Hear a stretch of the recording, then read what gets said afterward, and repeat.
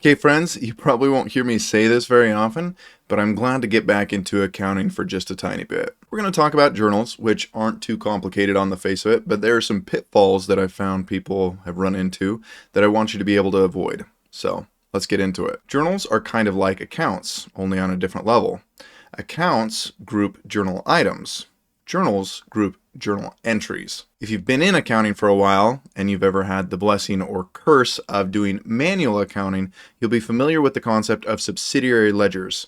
I won't go into those, but essentially journals are subsidiary ledgers inside of ODOO. So not to beat a dead horse, but journals are groups of like transactions. So invoices, bills, bank transactions, things like that. So let's go ahead and look at this in ODOO. We're going to go to our journals. And we're going to get a bit of a grounding here. Our journals or groupings of journal entries can fall into these different types. So you've got, as you can see here, sales, purchase, cash, bank, and miscellaneous. Sales and purchase are pretty straightforward. Basically, you have invoices going into sales. It's all your sales. You have vendor bills coming into your purchases, which most purchases are going to be done through bills. Cash and bank are fairly similar, although one is assumed to be on site, cash, and bank is obviously, hopefully, with a bank. Our last type is miscellaneous. Now, it's really anything that doesn't fall into these specific groupings of sales, purchase, cash, and bank. Beyond this, miscellaneous types allow us to do general journal entries. It allows us to do something out of the ordinary. Whereas in sales, purchase, cash, and bank, it's pretty tightly controlled what we can do on those journal entries. So how many of these journals should you have? That's a real question, right? How many groups do I need? So to better explain this, I want to come out to the dashboard to show you the way that these different journals work. For sales or vendor bills, we're going to have an aged receivable or aged payable tied to this journal. So you can see if we come into the three dots here and go to aged receivables, I see everything that customers owe us related to this journal. So where it would be really helpful to have a separate sales journal or have a separate purchasing journal is if we have a different way of dealing with certain invoices or certain bills. Perhaps we have branches, or perhaps we have geographical areas where we have a collections officer or we have somebody that manages our payables. In this instance, it may make a lot of sense to have a separate journal for each region or functional area. For banks, we want a separate journal by bank account.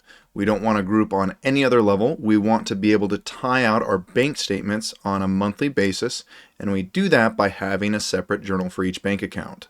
Now here's the first pitfall I see people encounter.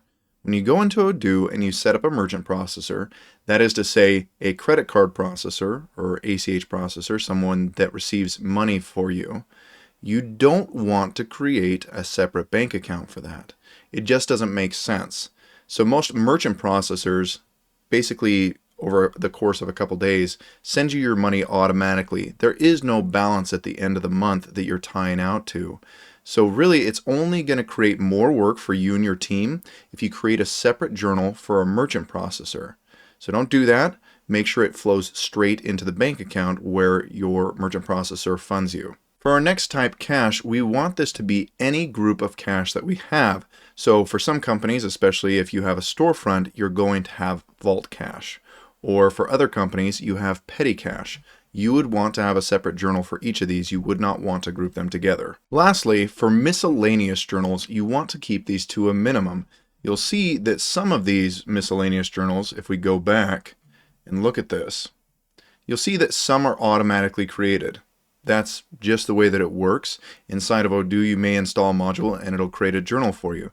But as far as you creating any miscellaneous types, you just don't want to do that. You want to have as small a group as possible for miscellaneous journal entries so that you can identify those and make sure that you don't have any problems there. Okay, so now that we've talked about how many of these you should have, let's go through and look at each of these types individually, look at the settings they have on them, and make sure that you guys have a good understanding of what's going on here. So let's look first at our sales type.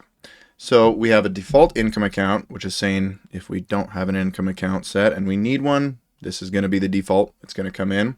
We also have whether or not we want a dedicated credit note sequence, which is just making it easier for us to identify credit notes that come into this journal. And then we have our short code, which is actually in any journal, this gives us our prefix for the numbering system on our journal entries. So I'm not going to do this for every journal type because it's the same across the board, but if we come into our journal entries, group by journal, you can see right here that we have invoice. Our invoice is a credit note, but you can see that this is the prefix for our numbering system inside of this journal. Hopping into the advanced settings, so we can actually say only these accounts can be present in journal entries in this journal. That locks it down pretty tight. Same thing with this lock posted entries with hash, so we can say once it's posted, don't touch it, leave it alone. The rest of this stuff here, I would just leave alone unless you know exactly what you're doing. It's only going to cause you problems. Purchase accounts are going to feel very much like sales, okay? So if we come into journal entries, we have a default expense account. We can say whether we want a dedicated credit note sequence, and then we have our prefix for the numbering here, the short code. And advanced settings, we have a little bit less here because there's less going on, but we still have this control access, so I would go through and make sure that you have the accounts that you want allowed here, and you decide whether or not you want to lock things as soon as they're posted so nothing else changes on them. So let's hit up the big guy, bank. So we come into this and you can see already there are a lot more tabs. The big thing here is we want to say, okay, this is tied specifically to this bank account. The balance of this chart of accounts account should tie to our bank account. And now we have this fun little account here called suspense account. So there are actually 3 accounts, and you won't see the other 2 here because in 17 they rolled it up on a company level. But we have timing differences when it comes to reconciling bank accounts. So this suspense account is the other side of any entry that's just a bank line so far. So say you have a transaction for $20,000, it added $20,000 to your bank account, but we haven't yet matched that to something inside of our system. Well, you're going to have a $20,000 debit to the bank account and a $20,000 credit to this suspense account until you set up the other side of this. If that didn't make sense, don't worry. I'm going to do some trainings later on reconciliations specifically, and we will go over this in detail. Profit account and loss account, you're not going to really need these most times, but I'd just leave them alone. Don't do anything with them. Again, dedicated payment sequence is going to say there's a specific payment sequence just for this journal, and it's going to use this short code here. This stuff right here is all related to if we're doing this automated bank synchronization. If you are doing that, the wizard should walk you through this and set all this up for you. You don't really have to worry about it. Our incoming payments tab is related to the payment methods we're allowing for incoming payments, so payments we receive from customers. So we've only got one payment method right now, manual, but you want to set that up so it makes sense for you so you can slice and dice on your payments. Same thing with outgoing payments here, okay? And then manual numbering, this is whether or not we want to go in and say, okay, we're setting up our numbering ourselves inside of ODOO. And then the advanced settings, so we can again set up allowed accounts within this bank journal. It might be good to do this just to make sure that things stay clean inside of your system. Cash is going to feel very, very similar to bank, except for the fact that we're managing this ourselves, okay? Instead of having a bank statement, we're going to count this at the end of a period to match up to it.